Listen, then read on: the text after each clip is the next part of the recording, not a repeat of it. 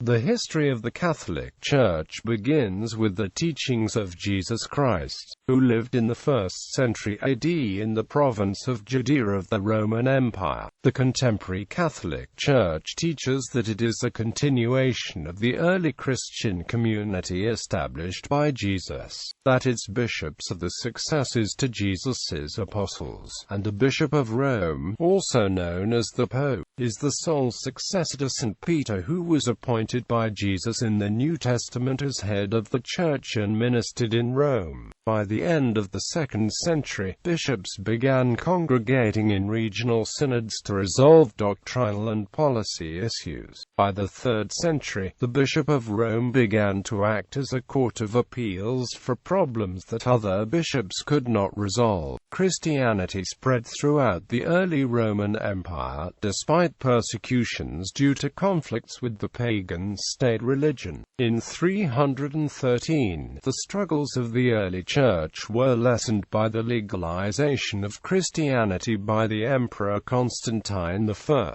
In 380, under Emperor Theodosius I, Christianity became the state religion of the Roman Empire by the decree of the emperor, which would persist until the fall of the Western Empire, and later, with the Eastern Roman Empire, until the fall of Constantinople. During this time there were considered 5 primary sees according to Eusebius: Rome, Constantinople, Antioch, Jerusalem and Alexandria, known as the Pentarchy. After the destruction of the Western Roman Empire, the Church in the West was a major factor in the preservation of classical civilization, establishing monasteries and sending missionaries to convert the peoples of Northern Europe, as far as Ireland in the north. In the East, the Byzantine Empire preserved orthodoxy, well after the massive invasions of Islam in the mid-7th century. The invasions of Islam devastated 3 of the 5 patriarchal sees, capturing Jerusalem first, then Alexandria, and then finally in the mid-8th century, Antioch. The whole period of the next 5 centuries was dominated by the struggle between Christianity and Islam throughout the Mediterranean basin. The battles of Poitiers and Toulouse preserved the Catholic West, even though Rome itself was ravaged in 850, and Constantinople besieged. In the 11th century, already strained relations between the primarily Greek Church in the East and the Latin Church in the West developed into the East-West Schism, partially due to conflicts over papal authority, the Fourth Crusade, and the sacking of Constantinople by renegade crusaders proved the final breach. In the 16th century, in response to the Protestant Reformation, the Church engaged in a process of substantial reform and renewal known as the Counter-Reformation. In subsequent centuries, Catholicism spread widely across the world despite experiencing a reduction in its hold on European populations due to the growth of Protestantism, and also because of religious skepticism during and after the Enlightenment. The Second Vatican Council in the 1960s introduced the most significant changes to Catholic practices since the Council of Trent 3 centuries before. Church beginnings. Origins. Catholic tradition holds that the Catholic Church was founded by Jesus Christ. The New Testament records Jesus' activities and teaching, his appointment of the 12 apostles, and his instructions to them to continue his work. The Catholic Church teaches that the coming of the Holy Spirit upon the apostles, in an event known as Pentecost, signaled the beginning of the public ministry of the Church. Catholics hold that St. Peter was Rome's first bishop and the consecrator of Linus as its next bishop, thus starting the unbroken line which includes the current pontiff, Pope Francis. That is, the Catholic Church considers the Bishop of Rome, the Pope, to be the successor to St. Peter. In the account of the Confession of Peter found in the Gospel of Matthew, Christ designates Peter as the rock upon which Christ's church will be built, while some scholars scholars state Peter was the first bishop of Rome. Others say that the institution of the papacy is not dependent on the idea that Peter was bishop of Rome or even on his ever having been in Rome. Many scholars hold that a church structure of plural presbyters, bishops persisted in Rome until the mid-2nd century, when the structure of a single bishop and plural presbyters was adopted, and that later writers retrospectively applied the term Bishop of Rome to the most prominent members of the clergy in the earlier period and also to Peter himself. On this basis, Oscar Cullmann and Henry Chadwick questioned whether there was a formal link between Peter and the modern papacy, and Raymond E. Brown says that while it is anachronistic to speak of Peter in terms of local bishop of Rome, Christians of that period would have looked on Peter as having roles that would contribute in an essential way to the development of the role of the papacy in the subsequent church. These roles, Brown says, contributed enormously to seeing the Bishop of Rome, the bishop of the city where Peter died, and where Paul witnessed to the truth of Christ, as the successor of Peter in care for the Church Universal. Early organization conditions in the Roman Empire facilitated the spread of new ideas. The empire's well-defined network of roads and waterways allowed easier travel, while the Pax Romana made it safe to travel from one region to another. The government had encouraged inhabitants, especially those in urban areas, to learn Greek, and the common language allowed ideas to be more easily expressed and understood. Jesus' apostles gained converts in Jewish communities around the Mediterranean Sea, and over 40 Christian communities had been established by 100. Although most of these were in the Roman Empire, notable Christian communities were also established in Armenia, Iran, and along the Indian Malabar coast. The new religion was most successful in urban areas, spreading first among slaves and people of low social standing, and then among aristocratic women. At first, Christians continued to worship alongside Jewish believers, which historians refer to as Jewish Christianity. But within 20 years of Jesus' death, Sunday was being regarded as the primary day of worship, as preachers such as Paul of Tarsus began converting Gentiles. Christianity began growing away from Jewish practices to establish itself as a separate religion, though the issue of Paul of Tarsus and Judaism is still debated today. To resolve doctrinal differences among the competing factions within the church, in or around the year 50, the apostles convened the First Church Council, the Council of Jerusalem. This council affirmed that Gentiles could become Christians without adopting all of the Mosaic Law. Growing tensions soon led to a starker separation that was virtually complete by the time Christians refused to join in the Bar Kokhba Jewish revolt of 132. However, some groups of Christians retained elements of Jewish practice. The early Christian church was very loosely organized, resulting in diverse interpretations of Christian beliefs, in part to ensure a greater consistency in the teachings. By the end of the 2nd century, Christian communities had evolved a more structured hierarchy, with a central bishop having authority over the clergy in his city, leading to the development of the metropolitan bishop. The organization of the church began to mimic that of the empire. Bishops in politically important cities exerted greater authority over bishops in nearby cities. The churches in Antioch, Alexandria, and Rome held the highest positions. Beginning in the 2nd century, bishops often congregated in regional synods to resolve doctrinal and policy issues. Duffy claims that by the 3rd century, the Bishop of Rome began to act as a court of appeals for problems that other bishops could not resolve. Doctrine was further refined by a series of influential theologians and teachers known known collectively as the Church Fathers. For the year 100 onward, Proto-Orthodox teachers like Ignatius of Antioch and Irenaeus defined Catholic teaching in stark opposition to other things, such as Gnosticism. In the first few centuries of its existence, the Church formed its teachings and traditions into a systematic whole under the influence of theological apologists such as Pope Clement I,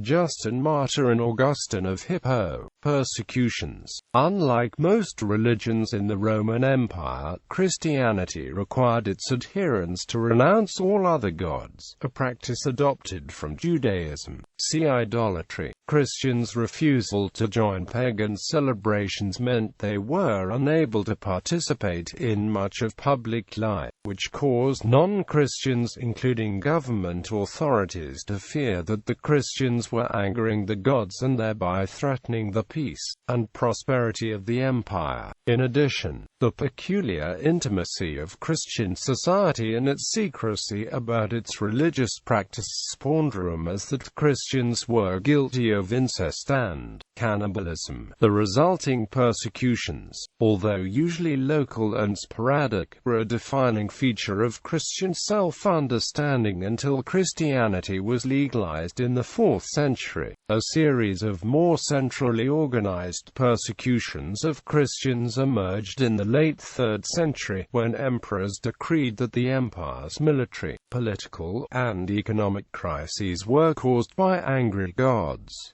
All residents were ordered to give sacrifices or be punished. Jews were exempted as long as they paid the Jewish tax. Estimates of the number of Christians who were executed ranges from a few hundred to 50,000. Many fled or renounced the beliefs. Disagreements over what role, if any, these apostates should have in the Church led to the Donatist and Novatianist schisms. Relations between the Church and the Empire were not consistent. Tiberius wanted to have Christ placed in the Pantheon and refused first of all to persecute the Christians. Later on his attitude changed. How are we to explain the fact that men like Trajan and above all Marcus Aurelius should have so relentlessly persecuted the Christians? On the other hand, Commodus and other villainous emperors rather favored them. Quote, "In spite of these persecutions, evangelization efforts persisted, leading to the Edict of Milan, which legalized Christianity in 313. By 380, Christianity had become the state religion of the Roman Empire. Religious philosopher Simone Weil wrote, "By the time of Constantine, the state of apocalyptic expectation must have worn rather thin. Besides, the spirit of the old law, so widely separated from all mysticism, was not so very different from the Roman spirit itself. Rome could come to terms with the God of hosts." Late antiquity. When Constantine became emperor of the Western Roman Empire in 312, he attributed his victory to the Christian God. Many soldiers in his army were Christians, and his army was his base of power. With Licinius, he issued the Edict of Milan, which mandated toleration of all religions in the empire. The edict had little effect on the attitudes of the people. New laws were crafted to codify some Christian beliefs and practices. Constantine's biggest effect on Christianity was his patronage. He gave large gifts of land and money to the Church and offered tax exemptions and other special legal status to Church property and personnel. These gifts and later ones combined to make the Church the largest landowner in the West by the 6th century. Many of these gifts were funded through severe taxation of pagan cults. Some pagan cults were forced to disband for good deal on lack of funds. When this happened, the Church took over the cult's previous role of caring for the poor. In a reflection of their increased standing in the empire, clergy began to adopt the dress of the royal household, including the coat. During Constantine's reign, approximately half of those who identified themselves as Christian did not subscribe to the mainstream version of the faith. Constantine feared that disunity would displease God and lead to trouble for the empire, so he took military and judicial measures to eliminate some sects. To resolve other disputes, Constantine began the practice of calling ecumenical councils to determine binding interpretations of church doctrine. Decisions made at the Council of Nicaea about the divinity of Christ led to a schism, the new religion. Arianism flourished outside the Roman Empire. Partially to distinguish themselves from Arians, Catholic devotion to Mary became more prominent. This led to further schisms. In 380, mainstream Christianity as opposed to Arianism became the official religion of the Roman Empire. Christianity became more associated with the empire, resulting in persecution for Christians living outside of the empire, as the rulers feared Christians would revolt in favor of the emperor. In 385, this new legal authority of the Church resulted in the first use of capital punishment being pronounced as a sentence upon a Christian heretic, namely Priscillian. During this period, the Bible as it has come down to the 21st century was first officially laid out in church councils as synods through the process of official canonization. Prior to these councils as synods, the Bible had already reached a form that was nearly identical to the form in which it is now found. According to some accounts, in 382 the Council of Rome first officially recognized the biblical canon, listing the accepted books of the Old and New Testament, and in 391 the Vulgate Latin translation of the Bible was made. Other accounts list the Council of Carthage of 397 as the council that finalized the biblical canon as it is known today. The Council of Ephesus in 431 clarified the nature of Jesus' incarnation, declaring that he was both fully man and fully God. 2 decades later, the Council of Chalcedon solidified Roman papal primacy, which added to continuing breakdown in relations between Rome and Constantinople, the seat of the Eastern Church. Also sparked were the monophysite disagreements over the precise nature of the incarnation of Jesus, which led to the first of the various Oriental Orthodox churches breaking away from the Catholic Church. Middle Ages. Early Middle Ages. After the fall of the Western Roman Empire in 476, the Catholic faith competed with Arianism for the conversion of the barbarian tribes. The 496 conversion of Clovis I, pagan king of the Franks, saw the beginning of a steady rise of the faith in the West. In 530, St. Benedict wrote his Rule of St. Benedict as a practical guide for monastic community life. Its message spread to monasteries throughout Europe. Monasteries became major conduits of civilization, preserving craft and artistic skills while maintaining intellectual culture within the schools, scriptoria and libraries. They functioned as agricultural, economic and production centers as well as a focus for spiritual life. During this period the Visigoths and Lombards moved away from Arianism for Catholicism. Pope Gregory the Great played a notable role in these conversions and dramatically reformed the ecclesiastical structures and administration, which then launched renewed missionary efforts. Missionaries such as Augustine of Canterbury, who was sent from Rome to begin the conversion of the Anglo-Saxons, and coming the other way in the Hiberno-Scottish mission, Saints Columbanus, Boniface, Willibrord, Ansgar and many others took Christianity into northern Europe and spread Catholicism among the Germanic and Slavic peoples, and reached the Vikings and other Scandinavians in later centuries. The Synod of Whitby of 664, though not as decisive as sometimes claimed, was an important moment in the reintegration of the Celtic Church of the British Isles into the Roman hierarchy, after having been effectively cut off from contact with Rome by the pagan invaders. In the early 8th century, Byzantine iconoclasm became a major source of conflict between the eastern and western parts of the Church. Byzantine emperors forbade the creation and veneration of religious images as violations of the Ten Commandments. Other major religions in the East such as Judaism and Islam had similar prohibitions.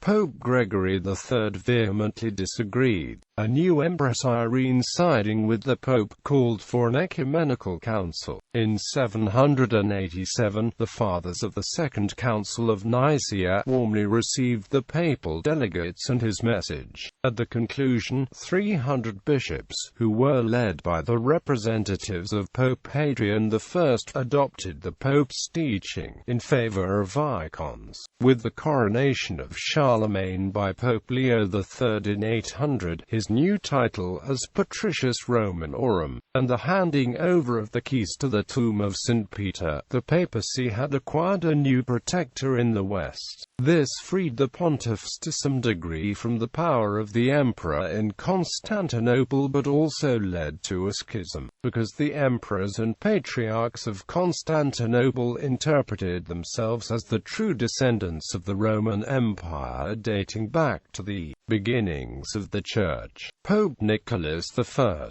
had refused to recognize Patriarch Photios I of Constantinople, who in turn had attacked the Pope as a heretic, because he kept the Filioque in the Creed, which referred to the Holy Spirit emanating from God the Father and the Son. The papacy was strengthened through this new alliance, which in the long term created a new problem for the popes. When in the investiture controversy, succeeding emperors sought to appoint bishops and even future popes. After the disintegration of the Charlemagne Empire and repeated incursions of Islamic forces into Italy, the papacy, without any protection, entered a phase of major weakness. High Middle Ages. A Cluniac reform of monasteries that began in 910 placed abbots under the direct control of the Pope rather than the secular control of feudal lords, thus eliminating a major source of corruption. This sparked a great monastic renewal. Monasteries, convents and cathedrals still operated virtually all schools and libraries, and often functioned as credit establishments promoting economic growth. After 1100, some older cathedral schools split into lower grammar schools and higher schools for advanced learning, first in Bologna, then at Paris and Oxford. Many of these higher schools developed into universities and became the direct ancestors of modern Western institutions of learning. It was here where notable theologians worked to explain the connection between human experience and faith. The most notable of these theologians, Thomas Aquinas, produced Summa Theologica, a key intellectual achievement in its synthesis of Aristotelian thought and the Gospel. Monastic contributions to Western society included the teaching of metallurgy, the introduction of new crops, the invention of musical notation, and the creation and preservation of literature. During the 11th century, the East-West schism permanently divided Christianity. It arose over a dispute on whether Constantinople or Rome held jurisdiction over the Church in Sicily, and led to mutual excommunications in 1054. The Western branch of Christianity has since become known as the Catholic Church, while the Eastern branch became known as the Orthodox Church. The Second Council of Lyon and the Council of Florence both failed to heal the schism. Some Eastern churches have since reunited with the Catholic Church, and others claim never to have been out of communion with the Pope. Officially, the two churches remain in schism, although excommunications were mutually lifted in 1965. The 11th century saw the investiture controversy between emperor and pope over the right to make church appointments. The first major phase of the struggle between church and state in medieval Europe The papacy were the initial victors, but as Italians divided between Guelphs and Ghibellines in factions that were often passed down through families or states until the end of the Middle Ages, the dispute gradually weakened the papacy, not least by drawing it into politics. The Church also attempted to control, or exact a price for, most marriages among the great by prohibiting, in 1059, marriages involving consanguinity and affinity to the seventh degree of relationship. Under these rules, almost all great marriages required a dispensation. The rules were relaxed to the fourth degree in 1215. Pope Urban II launched the First Crusade in 1095 when he received an appeal from Byzantine Emperor Alexius I to help ward off a Turkish invasion. Urban further believed that a crusade might help bring about reconciliation with Eastern Christianity, fueled by reports of Muslim atrocities against Christians. The series of military campaigns known as the Crusades began in 1096. They were intended to return the Holy Land to Christian control. The goal was not permanently realized, and episodes of brutality committed by the armies of both sides left a legacy of mutual distrust between Muslims and Western and Eastern Christians. The sack of Constantinople during the Fourth Crusade left Eastern Christians embittered, despite the fact that Pope Innocent III had expressly forbidden any such attack. In 2001, Pope John Paul II apologized to the Orthodox Christians for the sins of Catholics, including the sacking of Constantinople in 1204. Two new orders of architecture emerged from the church of this era. The earlier Romanesque style combined massive walls, rounded arches and ceilings of masonry. To compensate for the absence of large windows, interiors were brightly painted with scenes from the Bible and the lives of the saints. Later, the Basilique Saint-Denis marked a new trend in cathedral building when it utilized Gothic architecture. This style, with its large windows and high, pointed arches, improved lighting and geometric harmony in a manner that was intended to direct the worshipper's mind to God who orders all things. In other developments, the 12th century saw the founding of 8 new monastic orders, many of them functioning as military knights of the Crusades. Cistercian monk Bernard of Clairvaux exerted great influence over the new orders and produced reforms to ensure purity of purpose. His influence led Pope Alexander III to begin reforms that would lead to the establishment of canon law. In the following century, new mendicant orders were founded by Francis of Assisi and Dominic de Guzman, which brought consecrated religious life into urban settings. 12th century France witnessed the growth of Catholicism in Languedoc. It was in connection with the struggle against this heresy that the Inquisition originated. After the Cathars were accused of murdering a papal legate in 1208, Pope Innocent III declared the Albigensian Crusade. Abuses committed during the crusade caused Innocent III to informally institute the First Papal Inquisition to prevent future massacres and root out the remaining Cathars. Formalized under Gregory IX, this medieval Inquisition executed an average of 3 people per year for heresy at its height. Over time, other inquisitions were launched by the Church or secular rulers to prosecute heretics, to respond to the threat of Moorish invasion or for political purposes. The accused were encouraged to recant the heresy, and those who did not could be punished by penance, fines, imprisonment, torture or execution by burning.